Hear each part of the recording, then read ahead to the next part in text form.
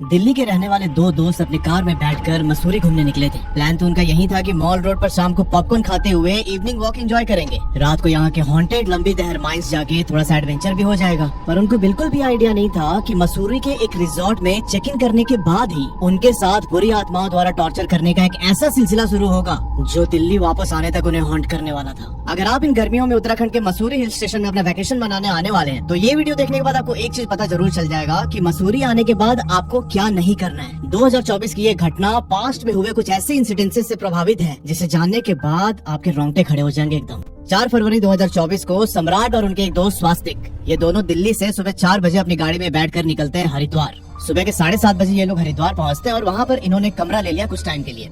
इनका प्लान था कि हम थोड़ा सा गंगा स्नान वगैरह करेंगे, हरिद्वार का जो हर की पौड़ी वाला एरिया है वो सब घूमेंगे और उसके बाद शाम को हम मसूरी पहुंचेंगे। और ऐसा करने के बाद ठीक प्लान के मुताबिक शाम के 5:30 बजे ये लोग वहाँ से मसूरी पहुँचते हैं। मसूरी जाके इन्होंने एक होटल के अंदर चेक इन किया। अच्छा, जो ये होटल है उसकी लोकेशन समझने पर जो मसूरी का मॉल रोड वाला चौक है उससे 2 रास्ते कटते हैं नीचे की तरफ। एक रास्ता जाता है केम्प्टी फॉल की तरफ और एक रास्ता जो ऊपर रिजॉर्ट बने हुए उस तरफ जाता है। तो जो केम्प्टी फॉल की तरफ रास्ता जा रहा था उसी रास्ते पर इनका रिजॉर्ट था। उस जगह पर पार्किंग भी बनी हुई थी और जो वो रिजॉर्ट था ना उसके ठीक पीछे एक नेचुरल वाटरफॉल था जो कि ग्लेशियर से निकल के आ रहा था उधर। रिजॉर्ट वालों ने उसके पीछे ही एक बड़ा सा पुल जैसा बना के रखा हुआ था जिसमें लोग जाके नहाते वगैरह थे। जो भी वहाँ पे रुकते थे वो लोग वहाँ पे जाके अपना टाइम स्पेंड करते थे। अब ये जो पुल है मुझे एग्जैक्ट नहीं पता कि ये मैनमेड पुल था या फिर नेचुरल था।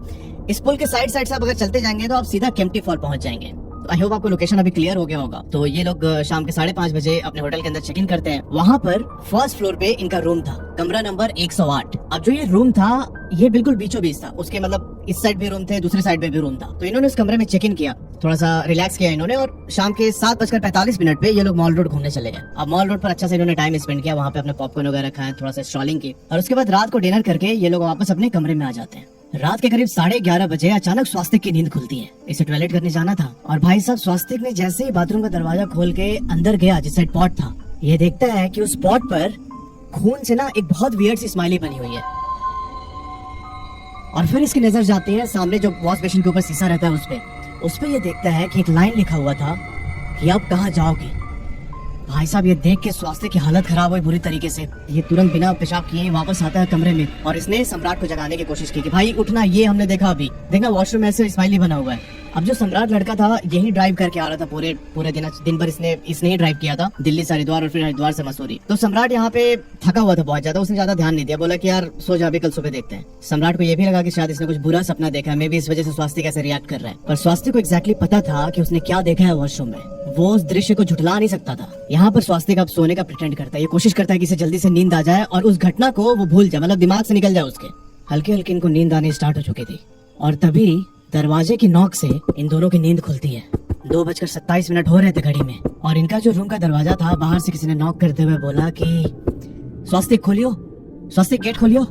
सम्राट और स्वास्तिक इस समय दोनों डर के मारे बेड पे बैठे हुए और इनके सर से माथे से पसीना निकल रहा है। इतने ज्यादा खौफ में थे ये लोग कि कुछ रिएक्ट ही नहीं कर पाए, चुपचाप बेड पे ही बैठे रहे। उस आदमी की आवाज एक तो बहुत ही अनफेमिलियर थी, कभी नहीं सुना था उन्होंने उस आदमी की आवाज। ये लोग डर के मारे चुपचाप बिस्तर पर बैठे रहे, इनको नींद भी नहीं आ रही थी। अब 1-1.5 मिनट तक ऐसे नॉक होने के बाद उस आदमी की आवाज आनी बंद हो गई। थोड़ा सा इन्होंने रिलैक्स फील किया कि यार मे बी कोई हमें परेशान करने की कोशिश कर रहा है और अभी वो चला गया यहाँ से।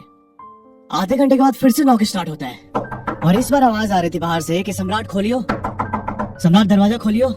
इन दोनों की नींद उड़ चुकी थी, अभी थर थर कांप रहे थे ये लोग बेड के ऊपर बैठ के। पूरी रात बिना सोए निकाल दी इन दोनों ने और सुबह के 5:30 बजे ही इन्होंने होटल से चेकआउट कर लिया। चेकआउट करके ये दूसरे होटल में शिफ्ट हो गए क्योंकि इनका प्लान था कि हम 3-4 दिन यहाँ मसूरी रहेंगे और अच्छे से एक्सप्लोर करेंगे। पर अभी जो इन्होंने सुना ना, जो ये आवाज सुनी इन्होंने, इसके पीछे की मिस्ट्री जान के आपका दिमाग हिल जाएगा भाई। सुनना ध्यान से। अभी फिलहाल दूसरे होटल में चेक इन करने के बाद इनके दिमाग से खुराफाती गई नहीं। ये लोग डिसाइड करते हैं कि आज रात को हम लंबी डहर माइंस जाएंगे। मसूरी के अंदर एक ब्रिटिशर्स के टाइम का माइंस है, लाइमस्टोन माइन, आज अबेंडन पड़ा हुआ है और उसकी भी एक अलग ट्रैजिक हिस्ट्री रही है जो कि मैं बाद में बताऊंगा आपको। कुछ लोग मानते हैं कि वो प्लेस हॉन्टेड है और इसी चीज को एक्सपीरियंस करने सम्राट और स्वास्तिक सोचते हैं कि यार हम भी जाके देखते हैं क्या सच में वो हॉन्टेड है या फिर बस ऐसे हवा बना के रखा हुआ है। रात के 11 बजे ये लोग लंबे डहर माइंस पहुंचते हैं और जैसे तैसे ये लोग अंदर घुसते हैं माइंस की तरफ। अगर आप ध्यान से इस एरिया को देखेंगे तो आपको पता चलेगा कि यहाँ पे कुछ टूटे फूटे खंडहर है और उसी के अंदर जो है यहाँ के लोकल्स, यहाँ पे जो भी टूरिस्ट जिसको पता है वो लोग आते हैं यहाँ पे अपना ड्रिंक वगैरह करते हैं, म्यूजिक चला के थोड़ा सा एंजॉय करते हैं और फिर चले जाते हैं। पर उस टाइम पे रात के 11 बजे यहाँ कोई भी नहीं था। तो बेसिकली जो ये लंबे डहर माइंस है 2 पार्ट में डिवाइडेड है। एक तो आपको जो रोड के बिल्कुल साइड में देखने को मिलता है और दूसरा वाला जो एरिया है वहाँ वो थोड़ा सा इस वाले पॉइंट से वॉक करके आप जब जाएंगे तब आपको बिल्कुल अंदर की तरफ दिखेगा। फिलहाल स्वास्तिक और सम्राट लंबी डहर माइंस के अंदर घुस रहे थे और थोड़ी देर में ना सम्राट अचानक आगे की तरफ गिरता है। एकदम कच्ची सड़क थी, पत्थर उत्थर पड़े हुए थे। फिर स्वास्तिक गया इसके पास कि भाई क्या हो गया, ठीक है ना तू? तो सम्राट ने बोला कि हाँ यार, मतलब अभी नीचे पत्थर पड़ा हुआ था, उसमें मेरा पैर लग के मैं अपना बैलेंस खो दिया और गिर गया। बट एक्चुअल में सम्राट को किसी ने पीछे से धक्का दिया था। सम्राट अब ये बात बताना नहीं चाहता था स्वास्तिक को, क्योंकि ये स्वास्तिक को ऑलरेडी डरा हुआ था जो उसने कल रात देखा था बाथरूम के अंदर उस चीज को लेके। अब थोड़ी देर बाद जब ये लोग बिल्कुल उस रूइन के पास पहुंचे जहाँ पर वो पूरा हॉन्टेड बिल्डिंग है, तभी इन्हें 20 मीटर की दूरी पर 2 अंग्रेज बच्चे दिखते हैं। 8-9 साल उनकी एज होगी और उन बच्चों ने इन दोनों को आवाज दी कि हे कम लेट्स प्ले। 2-3 बार बोला हे प्लीज कम ना लेट्स प्ले। अभी सम्राट और स्वास्तिक का शरीर पसीने से भीग चुका था एकदम। इनको इतना रियलाइज हो चुका था कि भाई ये कोई मामूली बच्चे तो नहीं है। इस टाइम पे इस घनघोर अंधेरे में, जब यहाँ पे ऐसे ही दिन के टाइम पे लोग अवॉइड करते हैं इस एरिया को, इस समय बच्चे यहाँ क्या कर रहे हैं? सम्राट ने बोला कि स्वास्तिक निकल यहाँ से जल्दी, निकल जितनी जल्दी हो सके। और ये लोग जैसे ही मुड़े पीछे भागने के लिए, वो दोनों बच्चे इनके जस्ट सामने खड़े थे। फिर से एक बार उन्होंने बोला कि hey come let's play, please play with us. ये दोनों चिल्लाते हुए भागते अपने कार की तरफ और जाके कार के अंदर बैठ गए। कार स्टार्ट करके ये लोग अपने होटल के रास्ते पर निकल रहे थे और फिर रास्ते में भी रोड के साइड पर इनको वो दोनों बच्चे दिखाई देते हैं। इनकी तरफ देख के बहुत वियर्ड सी स्माइल पास कर रहे थे वो दोनों। सम्राट कार ड्राइव कर रहा था और थोड़ी देर के बाद उसने नोटिस किया कि स्वास्तिक यहाँ फेंट हो चुका है। डर से इसके भी हालत खराब हो रही थी। इस स्वास्तिक को पानी डाल के मुंह पे उठाते जैसे तैसे, और फिर उसके बाद ये लोग होटल पहुंचे और होटल में जाके ये लोग चुपचाप सो जाते हैं। पर सुबह के 3:15 पे सम्राट की नींद खुलती है अचानक। जब इसकी नींद खुली तो इसने देखा कि जो इसका बेड था ना, बेड के साइड पे वो दोनों लड़के खड़े हैं और सम्राट की तरफ घूरते हुए बस बोल रहे कि हे कम लेट्स प्ले।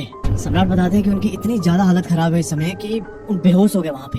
और बेहोश होने के बाद जब इनकी आंख खुली तो सुबह के 9 बज रहे थे। स्वास्तिक ने इनको कुछ मेडिसिन दी और अब इन्होंने प्लान किया कि यार अब हम यहाँ पे नहीं रुकेंगे, चलते हैं भाई वापस दिल्ली। ये ट्रिप हमें बहुत हॉन्ट कर रही है। दवाई खा के जब दोपहर के 12-12:30 बजे इनकी तबीयत थोड़ी नॉर्मल हुई, तब ये लोग अपने घर वापस निकलते हैं दिल्ली की तरफ। 7 बजे तक ये लोग दिल्ली पहुंच जाते हैं। पर अब इनके साथ वो चीजें दिल्ली में भी रिपीट होने लगी। सम्राट ने स्वास्तिक को उसके घर पर ड्रॉप किया और ये वापस अपने घर आ जाता है। रात के 10 बजे खाना वाना खा के सम्राट सो रहा है चुपचाप। और 2 बजे सुबह ना फिर से इसकी आंख खुलती है और ये देखता है कि वो दोनों बच्चे वहाँ पे खड़े हैं इसके बेड की साइड पे, जो दिल्ली में इसका घर है। इसके बेडरूम में दोनों बच्चे खड़े हैं और सम्राट को फिर से बोला इन्होंने कि please come with us, let's play, if you are not coming we are going to destroy your life. ये बोल के बच्चे जो है दोनों गायब हो गए वहाँ से। सम्राट को इस समय ऐसा फील हो रहा था कि किसी ने उसके चेस्ट के ऊपर बहुत ही भारी वजन रख दिया। इसने उसी टाइम स्वास्तिक को फोन किया, बोला कि यार ऐसा मैंने एक्सपीरियंस किया है, तो प्लीज यहाँ घर पे आ जा, क्योंकि सम्राट के घर पर कोई था नहीं उस समय। तो उसने बोला स्वास्तिक को कि यार मैं अकेले नहीं यहाँ रह सकता, तो प्लीज आ जाओ और मुझे लेके चल यहाँ से। स्वास्तिक यहाँ अपनी गाड़ी लेके आता है सम्राट के घर पे। ये दोनों उस गाड़ी में बैठते हैं और सम्राट स्वास्तिक के घर पहुंचता है। फिर ना स्वास्तिक का एक फ्रेंड था हितांश धिंगड़ा जिनका नाम है, उनको कॉल किया इन्होंने। और हितांश के जान पहचान के एक पंडित थे। अभी जो पंडित जी थे इन्होंने बोला कि रात के 11 बजे आना तुम लोग मेरे पास, क्योंकि इसका इलाज मैं रात में ही कर पाऊंगा। भाई साहब ये लोग अगले दिन रात के 10 बजे के आसपास निकलते हैं पंडित जी के पास जाने के लिए। और इनकी कार फिलहाल हाईवे पर चल रही थी 60 की स्पीड में। सम्राट ड्राइव कर रहा था और अचानक इसका जो ड्राइवर सीट का जो विंडो था ना, उस पे नॉक होता है। इसने देखा कि उन दोनों बच्चे में से एक जो बच्चा था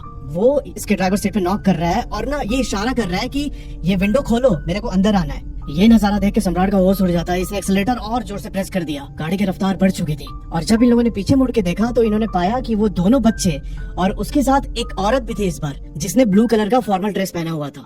ये तीनों इनकी गाड़ी के पीछे भाग रहे हैं। इन लोगों ने गाड़ी की स्पीड और तेज की और थोड़ी देर बाद इनके गाड़ी के बोनट पे उनमें से एक बच्चा गिरता आके दब से। यहाँ सम्राट का दिमाग काम करना बंद कर दिया। इसने पैनिक करते हुए स्पीड और तेज बढ़ाई और सीधा जाके गाड़ी इनकी डिवाइडर में टकराती है। गाड़ी के एयरबैग्स खुल जाते हैं और जैसे तैसे इनकी जान बचती है। उस दिन वहाँ भीड़ इकट्ठा हो गए और फिर गाड़ी को टो करके ये लोग वापस अपने घर लेके आए। इन्होंने फिर से अगले दिन कोशिश की पंडित जी के पास जाने की और इस बार जो स्वास्तिक था उसके दादी की डेथ हो जाती है। मतलब ये लोग पहुंच ही नहीं पाते उस पंडित जी के पास, इतनी बुरी हालत हो गई। फिर इन्होंने कुछ दिन के बाद जब ये दादी के डेथ से ये लोग बाहर आए, इस बीच में वो आत्मा जो इनको हॉन्ट कर ही रही थी। अब दादी वाले मैटर से बाहर आने के बाद फिर से ये लोग निकलते हैं पंडित जी के पास जाने के लिए। पंडित जी ने बोला कि इस बार तुम लोग थोड़ा रास्ता चेंज कर दो, दूसरे रास्ते से आओ। और जब ये लोग निकले तो जो सम्राट का भाई था, जो इसके होम टाउन में रहता था, उसके भाई को हार्ट अटैक आ जाता है। ये लोग फिर से उस रात पंडित जी के पास नहीं पहुंच पाते। अब ना ये सिलसिला लगातार चलता रहा, कुछ ना कुछ अड़चन आती रही पंडित जी के पास जाने में। 1-2 बार और ट्राई करने के बाद इन्होंने पंडित जी को बोला कि पंडित जी हम तो नहीं पहुंच पा रहे, आप ही को आना पड़ेगा हमारे घर। फिर पंडित जी इनके घर आते हैं। घर पर आके इन्होंने पूरी क्रिया की, महामृत्युंजय का जाप किया और जो भी अपना साधना होता है, पूजा होता है, वो सब किया ताकि इनको उस स्पिरिट से मुक्ति मिल जाए। अब पंडित जी ने पता है क्या बताया कि ये जो 2 बच्चे थे, अंग्रेजों के समय जो माइनिंग चलती थी इस लंबी दहर माइंस में, एक बार यहाँ पे बहुत ही ट्रेजिक घटना होती है जिसमें काफी लोगों की जान चली गई थी। और उसी हादसे में ये दोनों अंग्रेज बच्चे और उसकी माँ दब के माइन के नीचे मर गए थे। तब से ही उनकी स्पिरिट इस जगह को हॉन्ट करती है। पर इससे भी जो खतरनाक बात बताई पंडित जी ने, वो मसूरी के होटल के अंदर जो इनके साथ घटना घटी थी, जो आदमी आके बार बार नॉक करके इनका नाम ले रहा था, जो वॉशरूम के टॉयलेट सीट पर इन्होंने वियर्ड सी स्माइलें देखी थी खून से बनी हुई, उसके पीछे की कहानी सुन के भाई साहब मेरे रोंगटे एकदम खड़े हो गए। मैंने आपको बताया था ना कि इस होटल के पीछे एक नेचुरल झरना बहता है और फिर उसके साइड में एक छोटा सा लेक जैसा भी है। तो जो 2013 में केदारनाथ के अंदर आपदा आई थी, उसका प्रभाव यहाँ देखने को मिला। इस ग्लेशियर से मेल्ट होकर आते झरने का फ्लो बहुत ज्यादा तेज हो गया था और इसका पानी डायरेक्ट जो वो लेक था होटल के पीछे उसके अंदर आता था। उस समय होटल में जो लोग रुके हुए थे उनमें से कुछ ट्रैवलर्स उस लेक के अंदर नहा रहे थे। पानी का फ्लो अचानक बहुत ज्यादा बढ़ने के कारण इन तीनों की उसी लेक के अंदर डूब के मौत हो जाती है और उसके बाद से ही उनके स्पिरिट इस होटल को हॉन्ट करती है। भाई साहब कई सारे लोगों को वो दिख भी चुके हैं। अब ये सब जानते हुए भी कभी होटल वालों ने प्रिकॉशन नहीं लिया। सॉरी, थोड़ी सी लाइट की प्रॉब्लम हो रही है क्योंकि अभी पावर चला गया है। उनके लिए उनका बिजनेस ज्यादा बड़ा था। अगर ये होटल के मैनेजमेंट वाले भी इस वीडियो को देख रहे हैं तो मैं यही रिक्वेस्ट करूंगा कि यार किसी अच्छे पंडित को बुला के किसी जो भी क्रिया होती है वो करवा के एटलीस्ट वहाँ की एनर्जी को थोड़ा शुद्ध कर दो, वहाँ के ऑरा को थोड़ा चेंज कर दो, ताकि ये जो स्पिरिट्स है ये आपके गेस्ट को परेशान ना करे। तो यार ये थी सम्राट और स्वास्थ्य की कहानी। Thanks for watching.